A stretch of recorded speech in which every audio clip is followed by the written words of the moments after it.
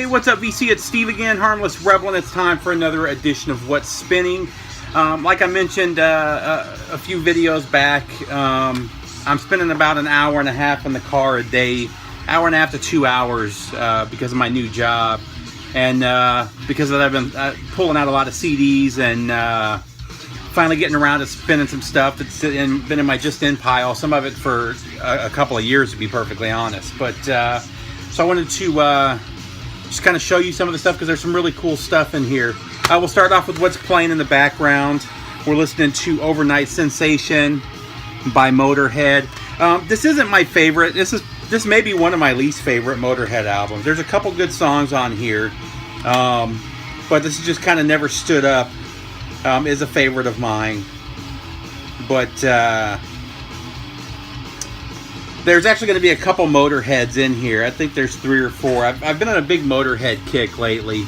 And there's more. Actually, I've got like 3 more Motorhead in the car. And in my wife's car, there's a couple Motorhead. But I've just really been in a big Motorhead mood lately. So the first one I'm going to show is not metal. This is an all-time favorite of mine. And I loved the movie when it came out. My wife hates the movie because I've watched it so many times since we've been married. When it came out on DVD, I bought it right away. When it came out on Blu-ray, I bought it right away. I've got expanded editions of it. I didn't get the deluxe edition on vinyl, but this is the new 3 CD and 1 DVD Prince and the Revolution Purple Rain album. And they did a great job with this setup. Just show a lot of people have shown this, so I'm not going to go too deep into it, but if you're a fan of Prince, I mean, for me, this is probably one of the best albums, non-metal albums of the 80s, if not the best. And the cool thing about this is the B-side, or CD2, is all unreleased material. A couple of them are songs, like Dance Electric, Love and Sex, Computer Blue, all stuff that was in the movie. And I mean the full version from the movie of Computer Blue. The Computer Blue was on the soundtrack. But some really cool stuff that just never made it onto any albums. So I was really surprised to see that. And then disc 3 is single edits and B-sides. I've heard a lot of people complain about that, but there's some great songs on there too. I don't know. Yes, you know, we could probably live without the 7-inch version of When Doves Cry because it's not as good as the original. But man, I loved every minute of this album. The DVD on here is phenomenal. Again, highly recommend picking this up. The only thing I wish they would have done is I wish they'd have thrown the movie in here. Had the movie been in here too, it would have been a perfect package. But it's still really good. And the reason I went with the CD version is because the vinyl is a 2 LP version. And it just doesn't have near as much stuff. So had to get the CD version of that one. Next up, I was really shocked. I found this just like a month ago at one of my local CD stores for like $6. And this thing goes for $25, $30 all day long. It's really hard to find on CD. Actually, until now, I think the first repress of this just came out last month, I believe. But this is Under the Jolly Roger from Running Wild. A lot of people didn't like this album when it came out because they went from their traditional sound to the pirate metal. And a lot of people, you know, if you're not from my generation or the guys that are a little bit older than me, pirate metal didn't exist before this. This was the start of pirate metal. And there's a bunch of pirate metal bands now, and they've ended up releasing some really killer albums, but people hated this when it came out. Especially Running Wild fans. And it definitely took a couple spins to get used to, but once you get into it, it's a really killer album. The vocals are great, the guitars are amazing, and you know, the writing is really good. I mean, this literally was the album that sparked that entire movement, and definitely one worth picking up. Like I said, they've just been re-releasing all the Running Wild stuff on vinyl. And they've been doing deluxe CD editions, so I may end up checking those out. Next up, Halloween. Not Halloween, Halloween. Victims of the Night. This is one of those albums and one of those bands that just could have been so much more. Everybody in the band is good. The guitar riffs are really killer. What hurts this album, and what ultimately I think led to the demise of this band, was I don't know if it was the singer's choice or the producer's choice, but they decided to add effects to his vocals. So every time he did the really big King Diamond type power metal high vocal, they would add effects to it. They would add an echo or a chorus to it. And it just sounded really bad. I mean, it really destroyed the vocal tracks. That was the first thing that really stood out to me, because the songs are good all the way through. It's a solid album. And then they're really lacking in the drum department. And I can't figure out if every time they do fills or tom rolls, I don't know if they're using electronic drums, or I should say a drum machine, because electronic drums weren't out when this came out. Oh no, they were. I guess they were. Anyway, but electronic drums weren't what they are today.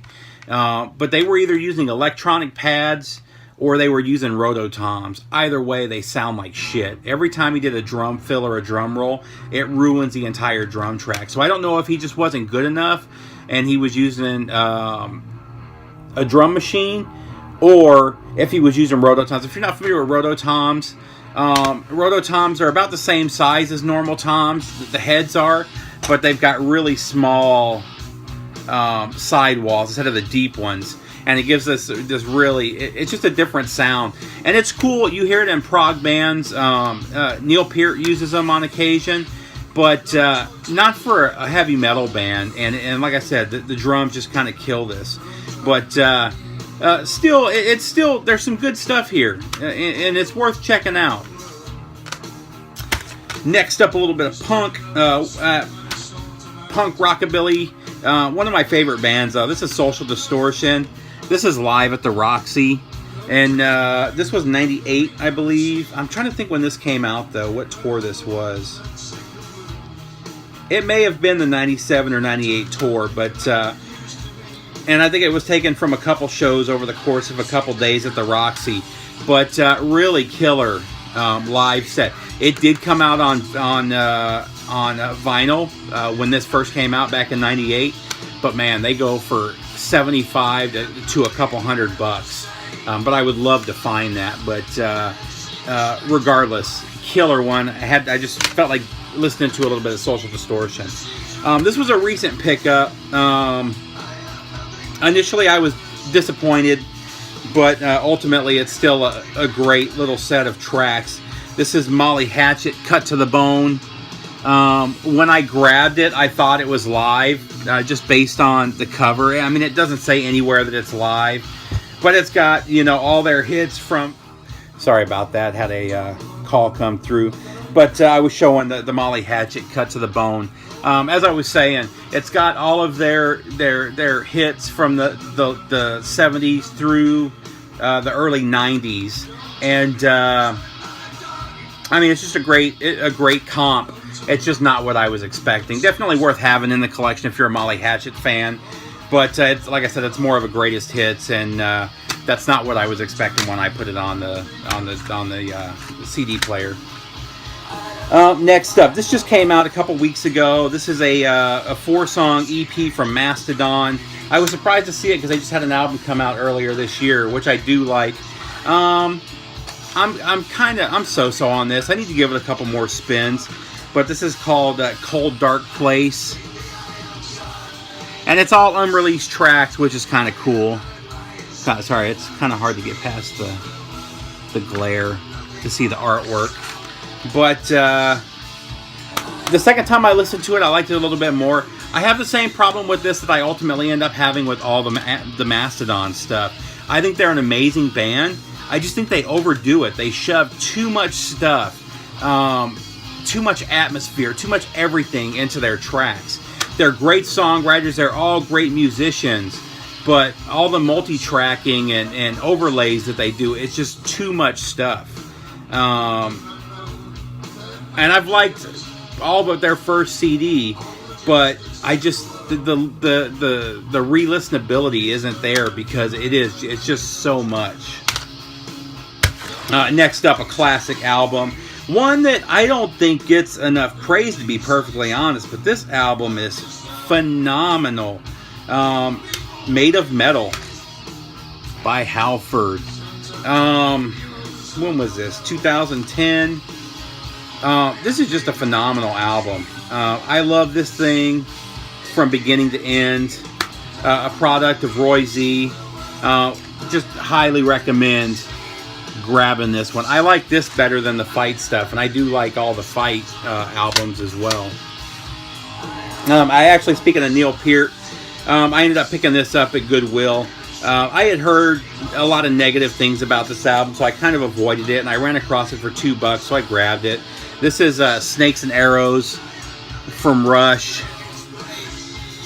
And I have kind of mixed feelings on this one. The guitar, the vocal, the songwriting is all top-notch on this album. There's 2 or 3 instrumental tracks that are all phenomenal, and I really like them. What's really lacking from this album is Neil Peart.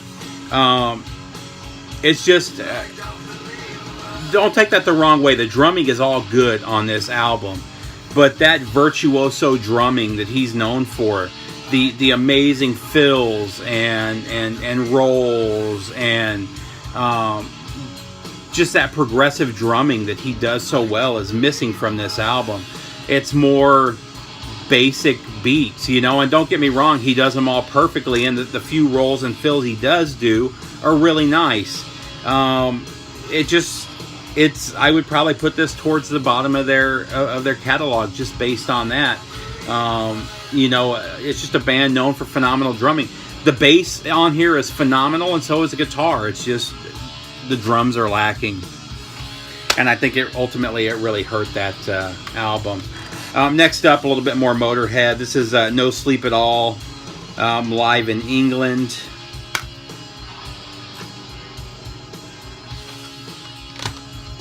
LA Guns.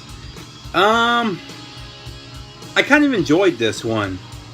I remembered liking it. I went ahead and pulled it out and gave it another spin. And it's just another solid album from LA Guns. Honestly, I don't think that they've had a bad album. I love the artwork. I don't know how well you can see that with the glare. But Waking the Dead. Definitely a nice slab of LA Guns. Next up, this is one of my all-time favorite bands, so I had to grab this, even though the only song that I like on this is the live track. This is a Motley Crue Swine sampler, a little promo CD from Generation Swine. But the songs on here are Find Myself, The Dirty Mix, which I didn't like, Let Us Pray, which is okay, Find Myself.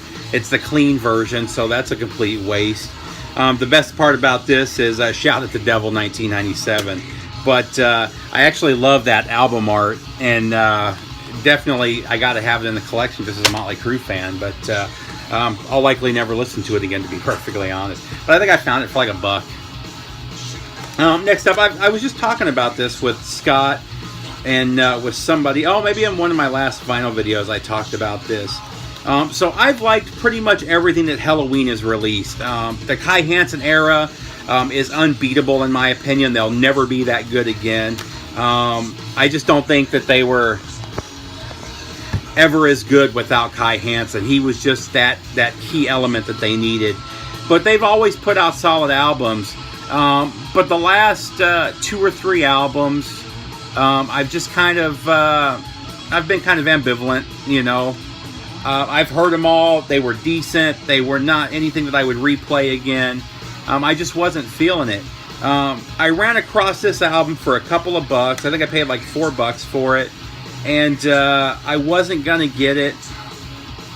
But I didn't find anything else in the record store or in the CD store.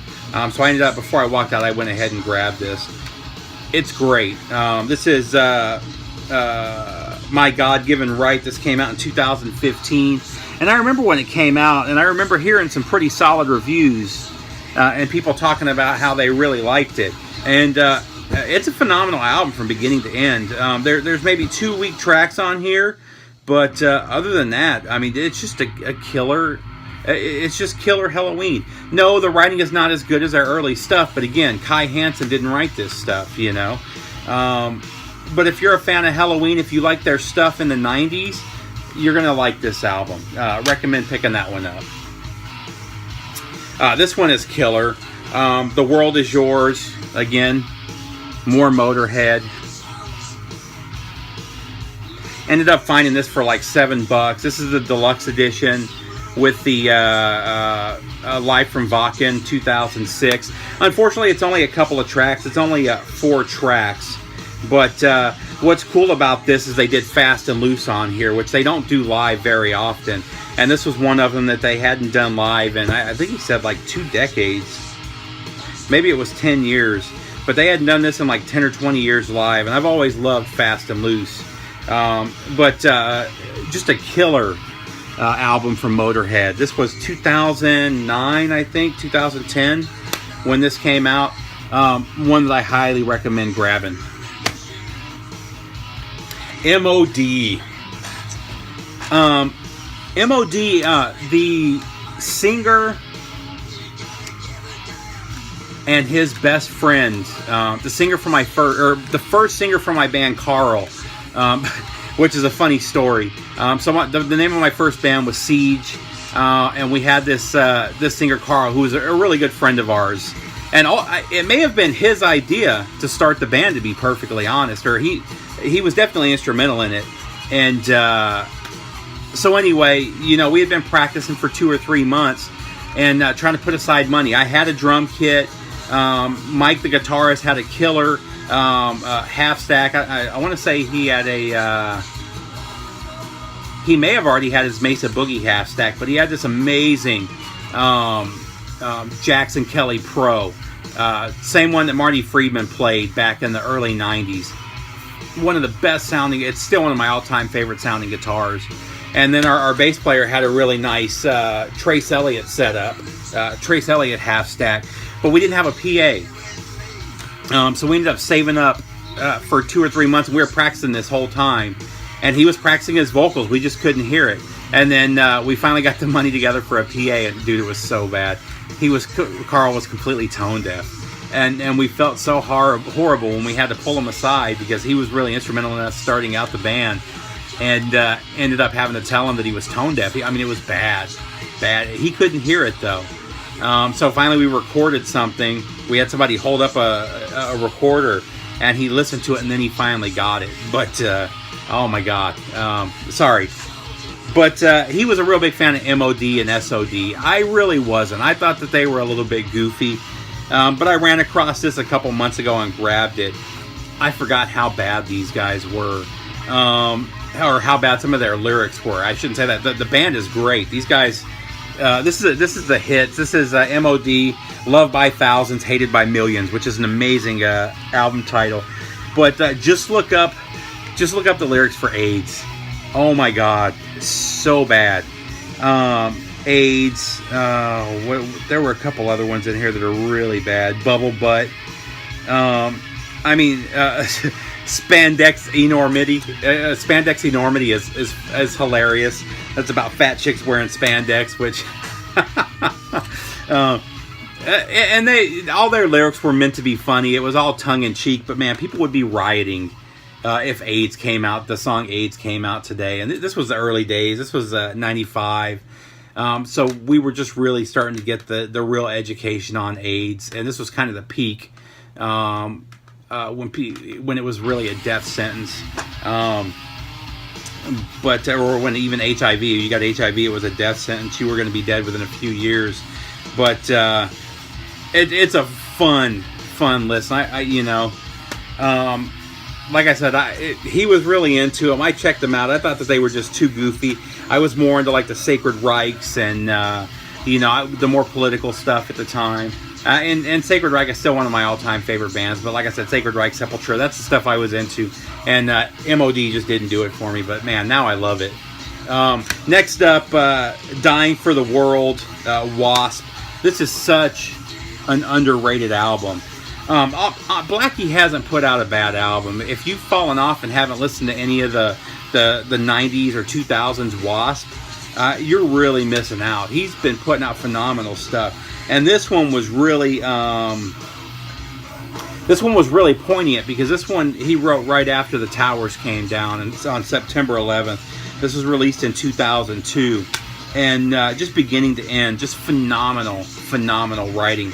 Really dark stuff, but just a great album. I really hope that they release this one on vinyl now that they're starting to re-release a lot of the Wasp stuff. Next up, so I've talked about this a couple of times. I hated this when I first heard it. It just did nothing for me. I liked the title track and nothing else. And then I put it aside. I had a burned copy. Somebody hooked me up with a promo, and I burned it. And I took the burned discs and I threw them to the side, and I pretty much ignored them. And then like 5 or 6 months later, I ended up going on a trip, and I decided to give it another chance, put it in the CD player, and I listened to it over and over again. It's so good. This is Sorceress from Opeth. Look at the artwork on that.